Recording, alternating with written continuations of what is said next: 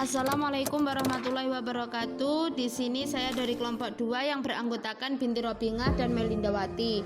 Di sini saya akan menerangkan tentang faktor pendorong dan jenis perubahan. Faktor adanya perubahan menurut Robit 2006 ada beberapa faktor yang menjadi alasan mengapa suatu organisasi melakukan perubahan. Diterangkan di dalam bukunya bahwa perubahan organisasi memiliki faktor dengan alasan-alasan tersebut. Yang pertama yaitu persaingan, kedua kejutan ekonomi, yang ketiga teknologi, dan yang keempat tren sosial. Dalam persaingan, organisasi bisa datang dari arah mana saja dan dalam bentuk apapun. Jadi persaingan itu bukan hanya dari dua arah, yaitu dari luar ataupun dari dalam. Contohnya yang dari dalam yaitu biasanya anggotanya itu bersaing untuk bisa lebih baik daripada anggota yang lainnya. Yang kedua yaitu kejutan ekonomi. Ini menerangkan kondisi perubahan yang berubah-ubah dan tidak dapat diprediksi. Jadi kejutan ekonomi ini setiap saat itu, contohnya harga itu tidak stabil. Karena apa? Karena permintaan harga juga, seumpama permintaan harga meningkat, berarti harga juga akan meningkat. Jika permintaan harga turun, maka harga juga akan turun, seperti inflasi dan lainnya. Yang ketiga yaitu teknologi, merupakan hal yang harus diikuti oleh organisasi dalam rangka mengatasi persaingan. Perubahan teknologi harus dapat dijawab oleh organisasi untuk dapat terus mensejahterakan diri dalam persaingan. Jadi sebuah organisasi juga harus bisa mengikuti teknologi masa kini. Seumpamanya teknologi itu semakin ke depan itu akan menjadi lebih baik, lebih bisa kita andalkan, maka kita juga diwajibkan untuk bisa mengikuti teknologi-teknologi yang lebih baik lagi, dan kita harus bisa mengaplikasikan ke teman-teman organisasi kita. Yang keempat yaitu tren sosial. Perubahan keadaan sosial suatu tempat akan berimbas pada budaya masyarakat. Hal ini akan terus berlangsung seiring perkembangan zaman. Jadi ini dilihat dari tempat kita untuk bersosial, tempat kita untuk bersosialisasi atau membuat organisasi itu. Jadi perubahan dari keadaan sosial itu ya tergantung dengan tempat kita untuk bersosial, begitu. Yang selanjutnya yaitu faktor pendorong perubahan sosial. Ada dua faktor pendorong terjadinya perubahan sosial, adalah faktor yang datangnya dari dalam diri masyarakat sendiri atau internal, dan faktor pendorong yang datangnya dari luar masyarakat atau eksternal. Dalam faktor internal ada bertambahnya atau berkurangnya penduduk. Bertambahnya penduduk yang sangat cepat menyebabkan terjadinya perubahan struktur dalam masyarakat, terutama lembaga kemasyarakatannya. Jadi bertambahnya penduduk itu bagaimana? Ketika mulai banyak bayi yang lahir, ketika mulai banyak orang yang sudah menikah, itu kan akan menambah penduduk di tempat tersebut atau di masyarakat tersebut. Jadi akan mengakibatkan perubahan struktur di masyarakat tersebut juga. Yang kedua yaitu penemuan-penemuan baru. Penemuan-penemuan baru dibedakan dalam pengertian invention dan discovery. Invention adalah proses menghasilkan suatu unsur kebudayaan baru, dihasilkan dengan mengombinasikan atau menyusun kembali unsur-unsur kebudayaan lama yang telah ada dalam masyarakat. Jadi maksudnya invention itu kayak inovasi. Jadi ketika di masyarakat di situ sudah ada penemuan baru, terus kita akan menginovasikan lagi menjadi penemuan baru, lebih baru lagi. Inilah yang dinamakan invention. Yang ketiga yaitu pertentangan atau konflik masyarakat. Pertentangan masyarakat merupakan salah satu sebab terjadinya perubahan sosial dan budaya. Jadi setiap masyarakat tetap ada konflik, dalam suatu masyarakat itu tetap ada konflik, dan kita diwajibkan untuk bisa menghadapi konflik tersebut. Bagaimanapun kita harus bisa menghadapi konflik tersebut. Karena contohnya apa sih faktor yang mendorong terjadinya pertentangan, yaitu perubahan sosial dan budaya. Ketika budaya sesama tetangga ataupun sesama teman itu tidak sama, itu akan menjadikan pertentangan ataupun konflik. Tapi kita juga diwajibkan harus bisa mengimbangi atau harus bisa menghadapi konflik-konflik tersebut.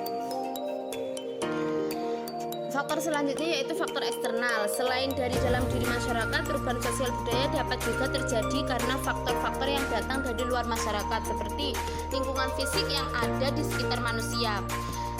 Terjadinya bencana alam seperti gempa bumi, meletusnya gunung berapi, banjir besar, angin topan dan semacamnya menyebabkan masyarakat harus pindah ke tempat tinggal baru. Mereka harus beradaptasi dengan keadaan alam baru yang menuntut perubahan pada lembaga-lembaga masyarakatnya. Jadi kita harus dituntut untuk bisa beradaptasi dan untuk bisa mengikuti organisasi di kehidupan baru atau di tempat yang baru. Yang kedua yaitu pengaruh kebudayaan masyarakat lain. Hubungan yang dilakukan secara fisik antara dua masyarakat mempunyai kecenderungan untuk menimbulkan pengaruh timbal balik. Jadi budaya di setiap masyarakat itu tidak sama. Jadi kita juga diwajibkan untuk bisa timbal balik atau bertoleransi kepada budaya-budaya yang lain. Jadi di mana walaupun kita itu budayanya tidak sama, tapi kita dituntut untuk bisa bersatu, untuk bisa kompak dalam suatu organisasi ataupun suatu masyarakat. Selanjutnya adalah faktor penghambat perubahan sosial.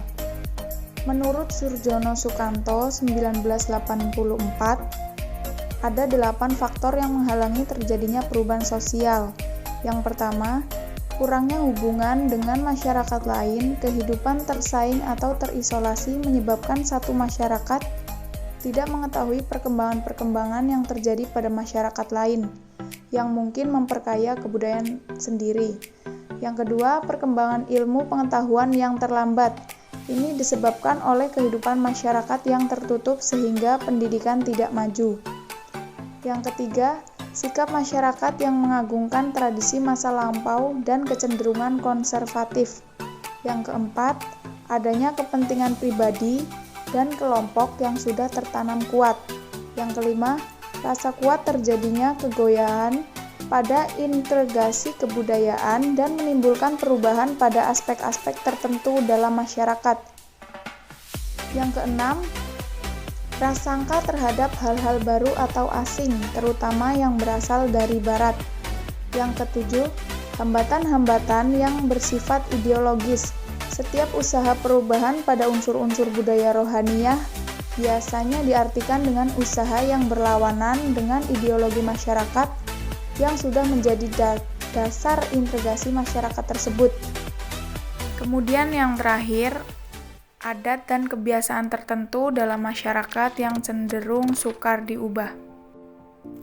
Jadi, yang dimaksudkan di sini adalah kurangnya hubungan dengan masyarakat lain, perkembangan ilmu yang terlambat, lalu sikap masyarakat yang cenderung konservatif, egoisme, prasangka terhadap hal baru, itu semua menjadi penghambat adanya perubahan sosial.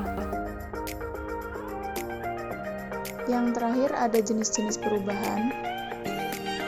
Grundy dalam bukunya Sulaksana menyebutkan ada 3 macam jenis perubahan, diantaranya smooth incremental change, di mana perubahan terjadi secara lambat, sistematis, dan dapat diprediksikan.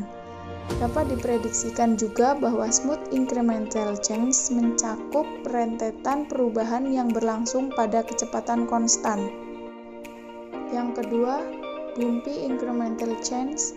Perubahan ini dicirikan sebagai periode relatif tenang yang sekali-kali di sela percepatan gerak perubahan. Pemicu perubahan jenis ini selain mencangkup perubahan lingkungan organisasi, juga bisa bersumber dari perubahan internal seperti tuntutan peningkatan efisiensi dan perbaikan metode kerja.